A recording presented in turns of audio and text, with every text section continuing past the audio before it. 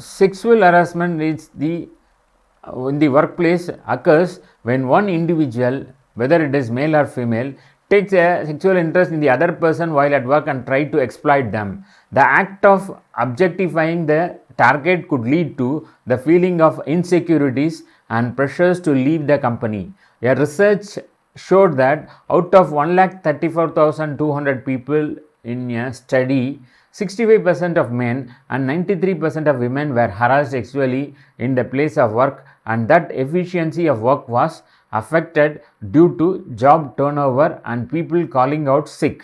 The study also showed that sexual harassment could lead to people feeling depressed, result in high level of anxiety and mental and physical stress. And interaction with colleagues. Effects of verbal abuse.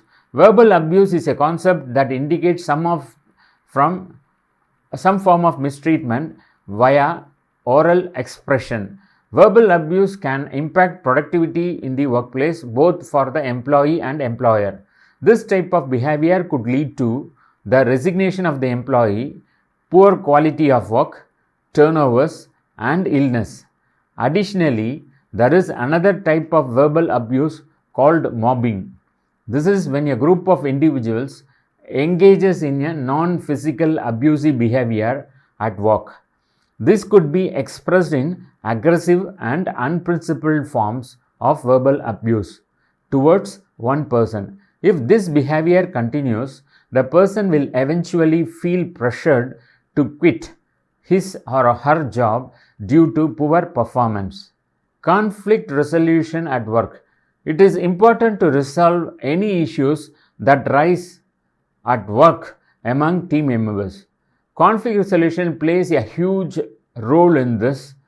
Handling these issues appropriately helps decrease harmful influences of all types of conflicts by bringing back integrity, building success in the workplace, and restoring efficiency.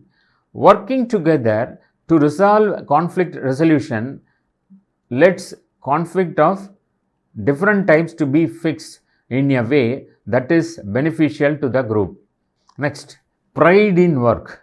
So, how a maid or a person who works in a house is able to get the pride. It is review time and there is a lot of talk about how the appraisals will go. Here is how taking pride in your workplace can impact your growth. I have seen on both sides of all the table, like a lot of professionals have constructed opinions on how people speak about what they do and their choice of career.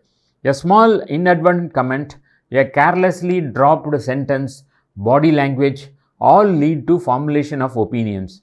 As an employer, I think taking pride in your work and your organization is highly important and it should come naturally. If your eyes do not light up when you are talking about what you do, it is an immediate strike on your score sheet. If you don't love what you do and where you spend 70% of your working hours 5 days a week, then your long-term success is questionable. It also comes down to pride. It is something one invests in and ensures it is visibly demonstrated. I may get some flack from folks who think social is a personal space, but honestly, it is a reflection of an individual. If you would not hire someone whose drunken antics are plastered on Facebook or has his LinkedIn covered with good morning posts every day, then why should you hire or promote someone who is completely disengaged from his workplace on the very same platforms? You own it. Your name is in it. Everything that your company does, awesome or pathetic, it has your name on it. People contribute to the success and failure of projects, companies and their colleagues. It matters. Everything you do. That trivial piece of work for a client, your contribution to a large sale project or a part to play in a flawless delivery. You own that success. Be proud of that. In today's connected world, participate, be a champion of your work and your organization. Be vocal and share the pride.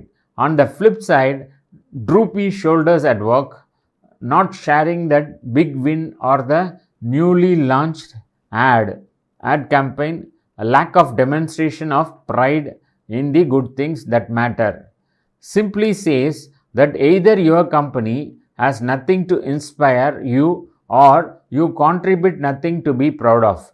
Either way, it is best you go to do something else. You are simply on the wrong place, dragging yourself and your colleagues down. Build a reputation on good work. Positive energy and demonstrated positivity comes from ownership. Be the best you can be, alert, lively, enthusiastic, knowledgeable. Show a hunger for learning and a passion for improvement. If you feel that you have ideas that can bring a positive change, share them and engage with your clients, stakeholders, of course, the management. Build a reputation for being the best that you can be and take pride in that reputation. It is true that those who are passionate about quality and growth of their own and their organizations bring that energy to every table they sit on. On the flip side, if you are disengaged and live day to day keeping under the radar, then it is best you do something else or go to do what you do elsewhere. No one likes a mope or an average somebody. Improve every day. Invest in not being a paper pusher. Be the person who creates the value in everything that has your involvement. Build better things from that email to the process, that department you may be setting up. Read, explore, self learn, and do more. Do it better. Build that reputation. Embrace the opportunity to grow and be proud of it. On the flip side, the industry is evolving, times are changing, and if you do exactly what your predecessor did in your role, then you are redundant and drag on your colleagues. It is best you go to do something else. Next, embrace your role. Irrespective of your position or years of experience, you are a vital link in the chain. Recognize your importance in the larger picture. Look like you matter and get in the game. What you do every day at work matters and you are crucial to things happening. Be proud of that. On the flip side, someone who says, I did, but X could not, or whatever I do, nothing improves, is a wet blanket with nothing to contribute. Like I said, it's best you do something else. Next comes presentation matters. Take pride in the way you present yourself and your work. Dress like you are on the road to success. Give your tie, your crisply ironed shirt, polished shoes their due importance. And at your workstation, give importance to every presentation and every slide. Invest in visual appeal and take pride in sending out that message. If you look sloppy, chances are that your work will be sloppy too. If you give the impression of sloppiness, it is best you go do something else where sloppy will be okay. Participate in progress, give feedback. Pride comes with the realization that you make a difference. Participate in progress, give feedback, demonstrate your eye for detail and contribute to improvement. Take pride in the fact that you have a voice. No one likes a yes man who nods at things. If you have built the reputation of nodding at everything, then chances are that you have low respect and low esteem at work. It is best you go do something else which is better suited to that skill set. Be a positive force.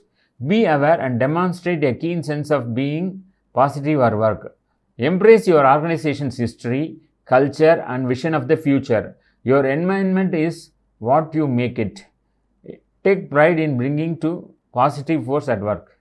Engage with positive people. Invest in building positive and around you and in your work environment. Remember that what you achieved and what the future holds. Take pride in that joint achievement. On the flip side, steer clear of negative influences, people, ex-employees, substandard practices. If you skew towards negativity, then you are dearly in wrong place and you should go to do something else.